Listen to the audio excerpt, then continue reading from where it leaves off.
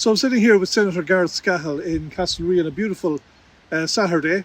We've just conducted, a tour of the domain and the fabulous amenities here, and it's for a wide-ranging interview in the Roscommon People newspaper. So Gareth, it's really fabulous here. You've already given me a tour. Just maybe for the purposes of our audience, could you summarise what's been happening here in the last few years and where we're at? Yeah, no problem, and thanks very much, Paul. First and foremost, it's a Saturday at the moment, so I'm Gareth Scahill, and that's what I've been known as here locally, as opposed to Senator Gareth Scahill. But listen, we've had a look around. We were over in Summers Park there. You've seen the outdoor music space, the intergenerational exercise machines, the well-utilised playground. You see that work is preparing for the swimming pool to be open again for this summer. We've just gone through the domain itself. You've seen the Castlerea Community School pitch, Castlerea Celtics facilities, Castlerea St. Kevin's facilities, the Fairy Village. We're on the trail of the Lunglock Way here, the Suck Valley Way, which both encompassed on the Beara Breffni Way part of Falch Ireland's Hidden Heartlands projects at the moment. But there's been lots of positive community work going on in Castlerea the last couple of years. Great efforts by Enterprise Castlerea.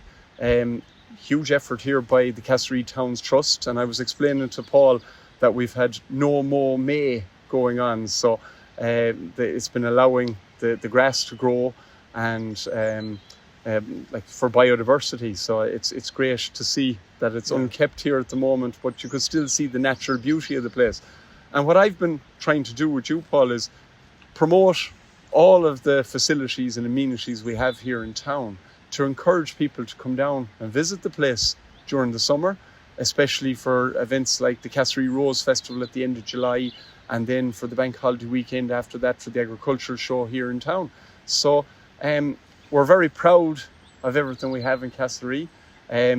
Huge effort by all of the voluntary groups, and I've always say that because volunteers, none of the organisations I've mentioned would be anywhere today without the huge voluntary effort, and I think that's what makes a town a community. Yeah.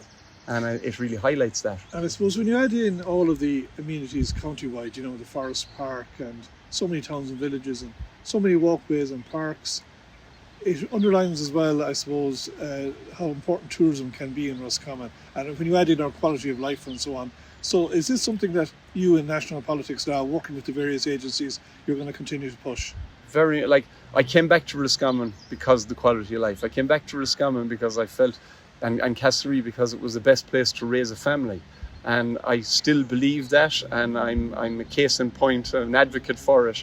And every opportunity I get within the Shannons, I will promote the opportunities that we have here in Roscommon, and in following in the footsteps of my former colleague, Councillor Anthony Waldron, who used to be a great advocate of tourism and the potential for tourism here in Roscommon. I will very much be pushing that to the fore as well, and have done so in the past. But we have a great town here, we have a great community here, we have a great county. And one thing we don't seem to do in Roscommon is shout about ourselves enough. So let's start flying that Roscommon flag and doing so. And I often think the free parking is such an asset as well, you know. Yeah. I think we need to highlight all the positives, as you say. So just finally, Gareth, I know it's been a roller coaster for you politically. You've gone from the town team to Roscommon County Council to a member of Shannon. Quite a roller coaster number of months. And no doubt you have Dáil ambitions at the next general election. You'll be looking for the Fine Gael nomination, and hopefully to end that long period whereby Fine Gael hasn't had representation in the Dáil. Is that your aim?